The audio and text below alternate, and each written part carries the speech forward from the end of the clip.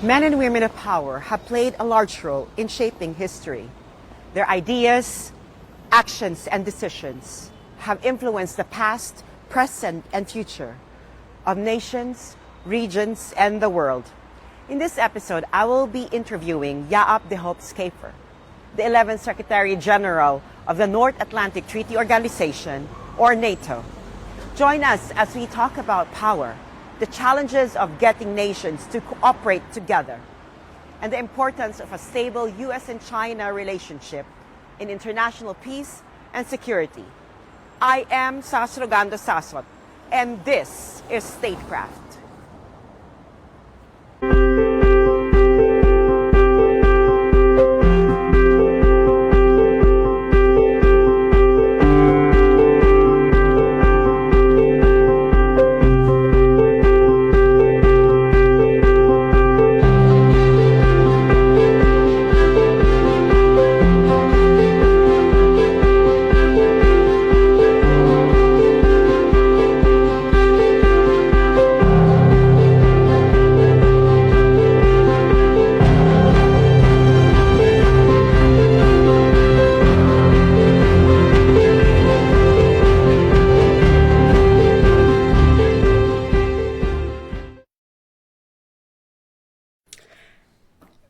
Jaap, welcome to STATECRAFT. Thank you so much.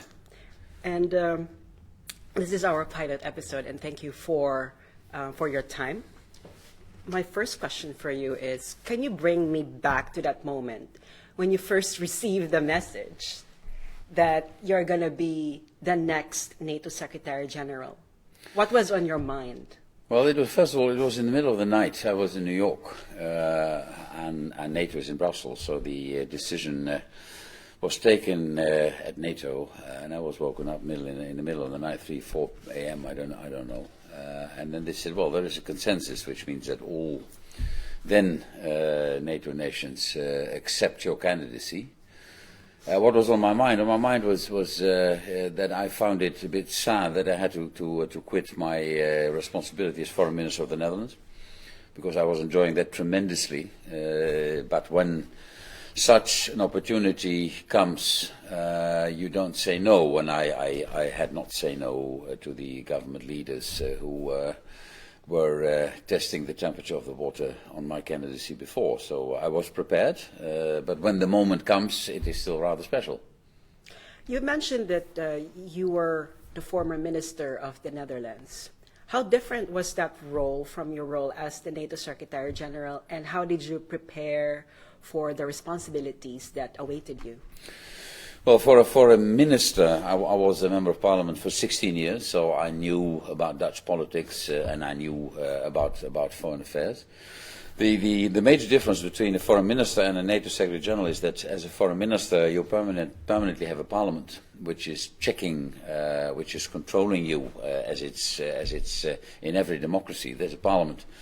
And you can say, I want to go right, but if the parliament says you have to go left, you go left. I mean, you're in the hands, of course, quite rightly, in a democracy, governance, rule of law, in the hands of parliament, finally, for your policies. In NATO, you're dependent on now, as we speak, 28 capitals. You're the Secretary General, you're the face of the organization for the outside world, the let's say, civilian face. The political face, you are acting on behalf of 28 allies, but the real decision-making in NATO is in capitals, because it is not, and that's a major difference, for instance, with the European Union, it is not an organization which has an integrational ambition to integrate, to transfer sovereignty. No, NATO is an alliance, a political military alliance of 28 sovereign states, sovereign nations, like the Philippines, a sovereign nation, a sovereign state, and as decisions are made in the capital of the Philippines, it is the same in NATO. So you're not a Secretary General which has huge powers to say this is what the alliance is going to do, but you are the chairman of the North Atlantic Council, the chairman even if heads of states and government meet, so you're an important external face of the organization. Well, you've mentioned that you don't really have much power because all the decisions are being made in the capital of the member states. So how much influence does its Secretary General actually have You're over the organization? using the right words, us, influence, because you might not have much formal power, but you build up, if you do it rightly, a lot of influence, informal power. You can always pick up the phone, you can contact any president, prime minister, minister, foreign affairs, defense, any minister you like.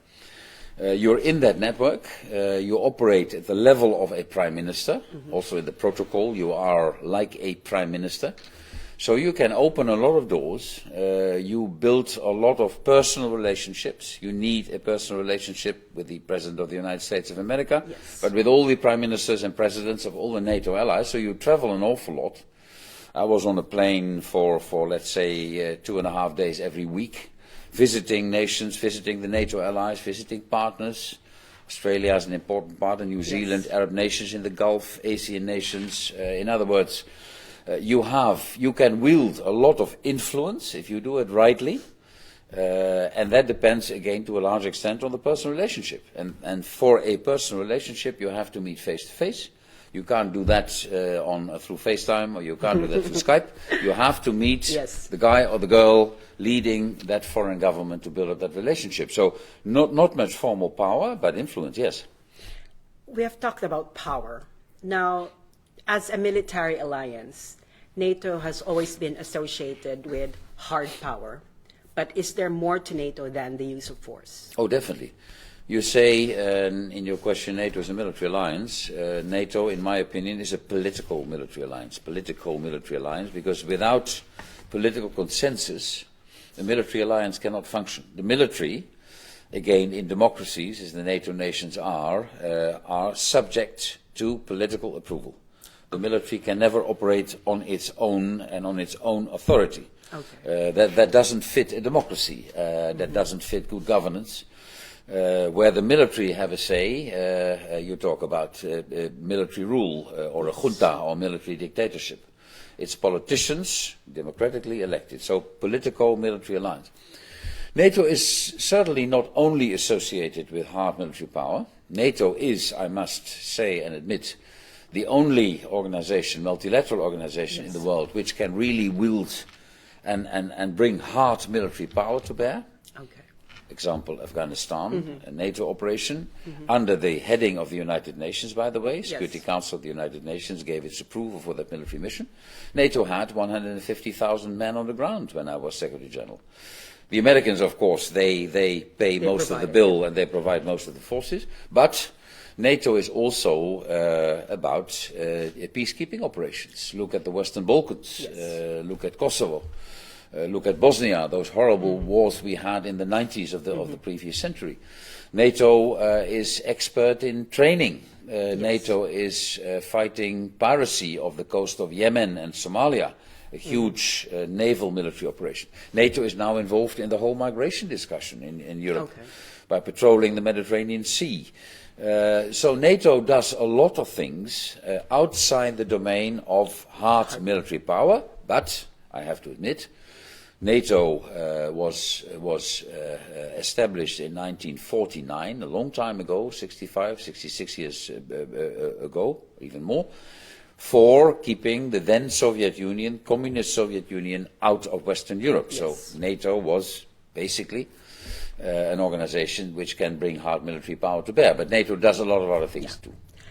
One of the challenges that we have right now in international politics is getting states to work together, to cooperate. Now, as the chief civil servant of a multilateral organization, based on your experience, what works in getting nations get together on board on a particular issue? You mentioned quite rightly such nations. I think if I look at the world as it presents itself to us in 2017, the nation state sees a sort of revival, which is for Europeans like me not easy to understand, because in the European Union we have grown used to transferring sovereignty. Sovereignty to international institutions, in more specifically the European Union. But what we see now, look at China, look at Russia, look at President Trump in the United States of America. It is what scholars call the Westphalian model, because the nation state exists since a long time ago, 1648, the Peace of Westphalia, where we say the nation state was born. So bringing nation states together, I think, in 2017, in the 21st century, is more complicated than it has been in the recent past. Because leaders like Xi Jinping in Beijing, Vladimir Putin in Moscow, you see it also in Europe, by the way, yes. where there's a huge wave of populism, nationalism. Yes. You see it most probably in the policies Donald Trump is going to implement. America first. That America means the first. nation state. Yeah, America, of course, the United States of America, The but UK, still, the UK, United for Kingdom example. and Brexit. You see the revival of the nation state, which makes your question very relevant, but the answer complicated because it will be not that easy to find the common path or the common interests. Nations have interests, and they might differ. To bring nation states together. May I make a brief, may I dive for a moment into Asia, into the region of the Philippines? Yeah. I mean, there is a diplomatic, political battle going on between the United States of America and China. Spratly Islands, Paracel Islands, the position of the Philippines, of Brunei, of South Korea, of Japan. That is typically a battle between nation states. And for the Philippines, to be more specific, it's very important to find out what do we expect of the United States of America? What can we expect of China? And you see the Philippines already trying to define what is our position as a nation state in this very important area, South China Sea.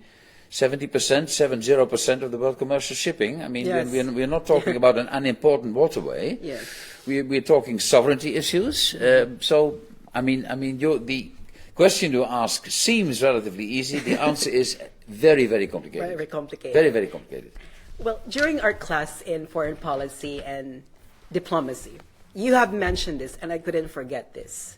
You said that no matter how nations plan their foreign policy, events will ultimately shape its actual implementation. Now, during your time in NATO, or maybe reflecting now about NATO, what particular events do you think have changed how NATO has operated since its founding during the Cold War? 9/11. Because 9/11 was a watershed in international relations and brought about a United States policy which kicked the Taliban out of Afghanistan, leading to that NATO operation.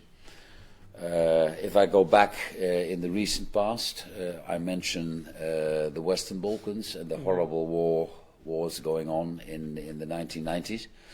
Where NATO first was forced, under the US leadership, I may say, President Bill Clinton, to put an end to that horrible war with its hundreds of thousands of victims, with pillage, with rape on a massive scale. So NATO, which originated in 1949 to keep the communist Soviet Union out, was forced by events, and that's why I use that word events. I mean, nobody predicted those wars in the Western Balkans. Nobody predicted 9/11. Nobody predicted the annexation of the Crimea by the Russians, of Crimea by Vladimir Putin.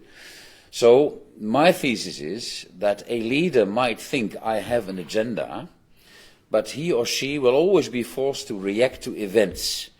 And events, black swans, usually arriving unexpectedly. Nobody, nor anyone, and me neither, predicted the annexation of Crimea, predicted what was happening in Ukraine. Nobody predicted that Trump. Nobody predicted that Trump would be. No, who predicted Brexit? I didn't dare to predict Brexit, but Trump is there. Yes. Nobody dares to predict Marine Le Pen making a good chance for the presidency in France. It can happen. It can happen, and events always come unexpectedly. And my thesis is, for a large amount of that time, leaders are forced, like it or not, to react to events. And events always are a distraction from their own political agenda. Yes. Now, is there any decision that NATO has made in the past that you think could have been better? Yes, I think if I look at Europe, I am and was and am all in favor of the enlargement of NATO, expansion of NATO. Who are we to tell nations who have long suffered under communist dictatorship in the times of the USSR, the Soviet Union? Who are we to say, sorry, you should ring another doorbell, you're not welcome? But I think that in 2008, NATO went a bridge too far under strong pressure from the United States of America then, George W. Bush, to give Ukraine and Georgia a perspective on NATO membership. I'm not saying that they cannot decide which side they want to be on, but we may have underestimated the humiliation perceived in Moscow, when even Ukraine, given its past, given the fact that the Russian Orthodox Church originates in Ukraine, in Kiev, in 988 after Christ. Georgia, that Ukraine and Georgia for Vladimir Putin and Russia would be a red line. NATO should not cross. I think we went, perhaps in retrospect, with the knowledge I now have, with the invasion of Georgia by Putin in 2008, by the annexation of Crimea, we might have taken that Russian position a bit too lightly. We might have been a bit more careful there. You've mentioned about the enlargement of NATO, from the moment that it was founded and what it is now, there's a huge difference with the number of members. Now, should NATO keep on enlarging? If I look at the mood of the NATO allies now, I'm looking at the mood in the European Union, looking at the mood in NATO, I do not see that happening very quickly, I must admit. There are all kinds of reasons for that. Part of it is the rising populism in the European Union, and European Union members, of course, largely overlap the NATO membership. I don't know about President Trump, what he will think. Yes. There are, of course, nations knocking on NATO's door, and you find them more specifically in the Western Balkans. I think the Western Balkans are not yet, as we speak, stable or stable enough. We have seen Montenegro, a very small Western Balkan nation, come in. But I think if I look at the Balkans, I look at Serbia, I look at Bosnia-Herzegovina, my opinion would be not yet. My ideal situation, I must say, but that might take decades, decades. When we talk about the Europe whole and free, that the Western Balkans, which is Europe's backyard, would be part of that Europe whole and free, but given internal political circumstances, populism, xenophobia, even outright racism from time to time, plus the bad state of play in the relationship between the West and Russia, I do not see NATO enlarging as we speak in the foreseeable future. No, I don't see that. What do you think is the greatest threat to international security that the world is facing right now? My brief answer, Sas, would be unintentional conflict. I'll give you an example. North Korea, Kim Jong-un is certainly a rogue state and a rogue regime. There's only one nation which perhaps can influence North Korea, which is China. That's why I attach great value to a constructive US-China relationship, which is for the region very important, including for the Philippines, of course. I mean, Kim Jong-un is now developing missiles and is in the process of miniaturization of the nuclear nuclear weapon, which can be on top of a missile. Yes. And the range of his missiles becomes even larger, so it will not take long, if I read the messages right, that he can reach the west coast of the United States of America. That changes the equation. It's very complicated to control or to influence that nation. We've had the six-party talks where nations were trying, including China, including the US, to bring the regime in Pyongyang to their senses. We have not been very successful. So if you ask me for the greatest risk, unintentional conflict. Japan and China, Senkaku, Diaoyu Islands. I'm not saying that either China or Japan is intentionally steering to conflict, but imagine that somewhere in that volatile area in the South China Sea, not only Senkaku, Diaoyu, but only Spratlys and Parasols, that two maritime aircraft collide in midair, or that a naval patrol vessel or a coast guard vessel runs into. Anything can happen then. That's what I mean. Unintentional conflict. Yeah, I'm back to events. Yeah. I'm back to events again. That for me is a great risk. And when I look a bit closer to home, speaking as a European, as a European citizen, I think what comes as the biggest challenge for me is the combination of climate change and migration and demography. Climate change, migration, I should say climate change, demography and migration. Climate change.